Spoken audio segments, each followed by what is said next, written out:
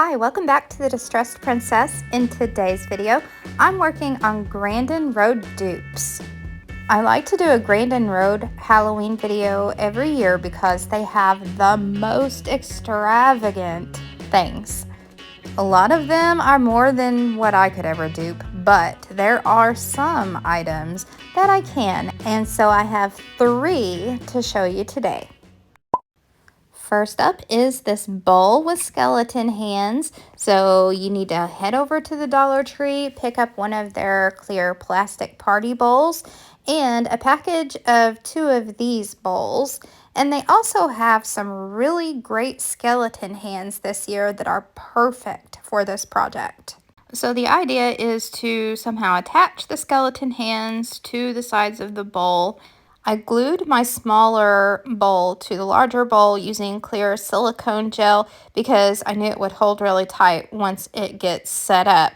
But I also used some super glue for the instant hold.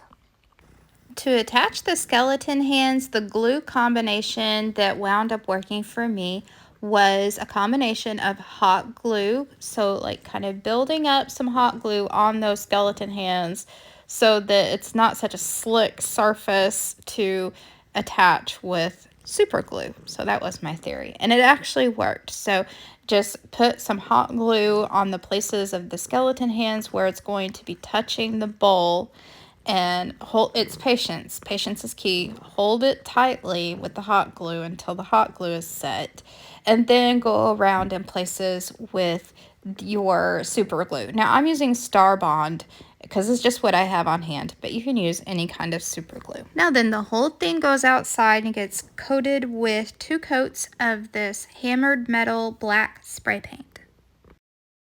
The second bowl in the pack of 2 that you got from Dollar Tree is going to be used as a space filler. So you could use this bowl to put some wrapped candies in. Nothing unwrapped because this isn't food grade. It's not food safe.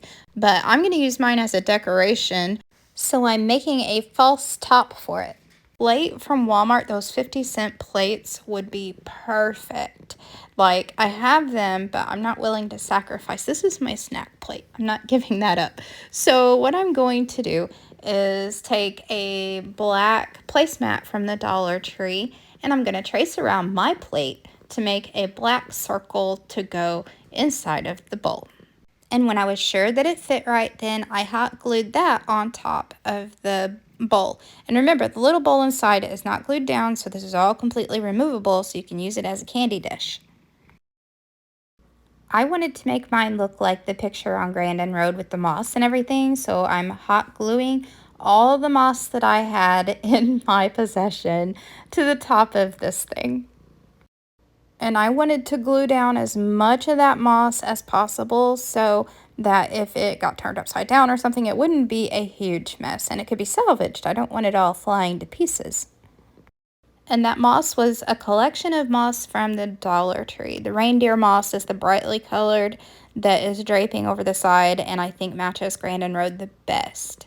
And so I'm going to put my little face pumpkins that I have. I thrifted these years ago, and I'm not sure how vintage they really are, but they're pretty creepy, and I thought went perfect. Here's a side-by-side. Let me know how you think I did.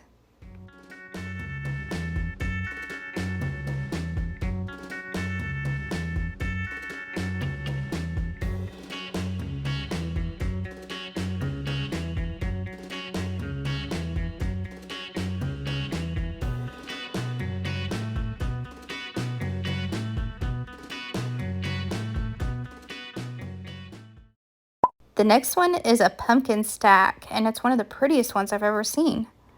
I got all of my carvable pumpkins from Walmart, so you need 3 sizes, a small, medium, and large. You need black, white, and orange paint, clear sealant, and you also need something heavy to weigh down the bottom pumpkin.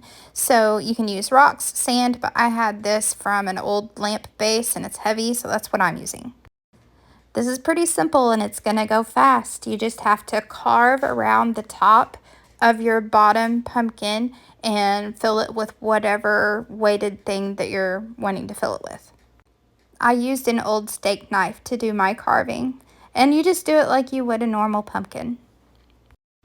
I had to make my hole a little big so that I could fit this heavy weight down inside, but the smaller the hole will be better for you.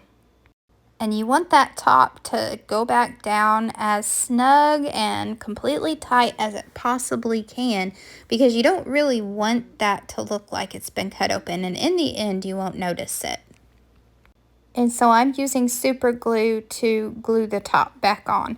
The hot glue I was afraid would be too thick and I couldn't get tight enough to hold.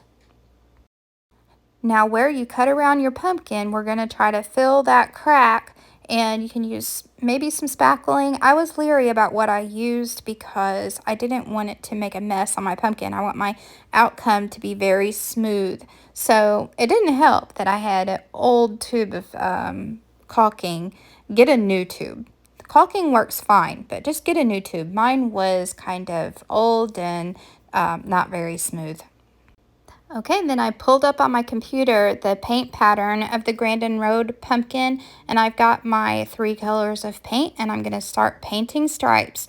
You can definitely tape your pumpkin off so that you have nice crisp lines, but I didn't bother. I just went by the lines that are in the pumpkin and did my best to freehand, and it went just fine. So the stacked pumpkin on Grandin Road, the middle one is black, the top one is orange. I'm flip-flopping mine and making my middle pumpkin orange because my last pumpkin that I have is already black and it has a really cool marble detail, and I wanted to save that. So after I finish painting this white pumpkin orange and it's dried, then it's time to assemble.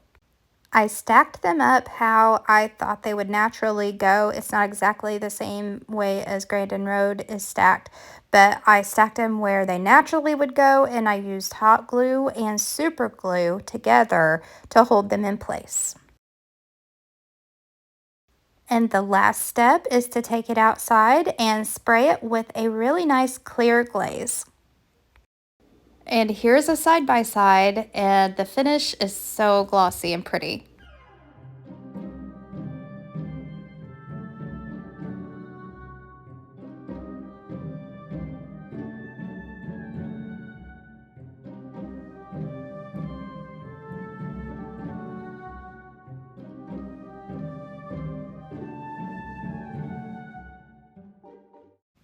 The next Grandin Road dupe is a floral arrangement. I love the colors of these leaves, and you can take brightly colored leaves from the Dollar Tree. I love these because they are really big leaves, so you can paint them with spray paint any color that you want, and actually the spray paint gives them another texture to make them more like dead leaves. And this is the planter I'm using. It was on clearance at Walmart for about $5. It was a really good size, and I'm leaving it just as it is, black. Now, going by the picture on Grandin Road, I thought I need a silvery color, a brown color, and a black color, but I wound up not using the silvery color. So outside, I've got a box I'm stabbing holes in so that the flower picks, or the leaf picks, can stand up while I spray paint them. I started out with black, and I'm not trying to saturate the leaves because I think it's really interesting when their true colors kind of show through a little bit. You really could probably just work with black spray paint and get a really awesome look. But if you want to add more detail, you can add different colors. I did add some gold also. Back inside, while the leaves are drying, I worked on the pumpkins that go in the arrangement. So these pumpkins all came from the Dollar Tree, and you want to add some shine to them. So I've got some gold paint that I'm painting them all up with. I did have one pumpkin that I wanted to paint orange first and see how that turned out, and I liked it. So you can also take any color pumpkin, paint it whatever color you want, put gold on top of it, and just like with the leaves, the undercolor still shows through and gives your shiny pumpkins, even though they're all gold, a different color of gold. It doesn't take long for spray paint to dry on leaves, so I have them all back inside and you can see the pretty crunchy colors. I painted the berries all with gold and I think it's a pretty close match, except that I wasn't happy with the spray paint gold on the berries, so I went back and I painted them with the same gold that I did the pumpkins. And this is the reason why I keep all floral arrangements, even if they're ugly and I don't like them, then I can pick them apart and use their pieces to make other creations. So I am using the twigs off of this old floral piece, and I'm going to spray paint them gold because they'll be perfect duplicates for the Grandin Road picture. Now, to put it together, I used a smaller old planter that's falling apart, and I'm putting it in the bottom of the big planter as space filler. And then I took 4 pieces of floral foam and wedged those in there. So I do have some foam for my picks to go down into, and then I don't have to use like a ton of stuff to fill up space. Then just fill up the pot and start with the flowers. Then I did the pumpkins and I saved the gold twiggy things for last. To turn these styrofoam pumpkins into picks for the floral arrangement, you use wooden dowels. I have some longer ones, which was perfect because this is kind of a bigger floral arrangement. And so you just stick it in the bottom of the styrofoam pumpkin and voila, there you go, pumpkin pick. The arrangement really started to take shape when I added those pumpkins to the mix. And finally, the metallic gold twigs.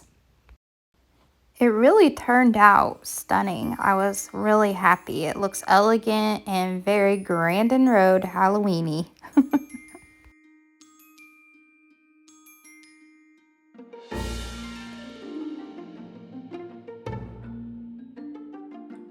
And this pumpkin bat I got at Walmart, I love him. He's stinking adorable. Have a great weekend, guys. I hope you enjoyed the video, and I'll see you next Saturday. Bye.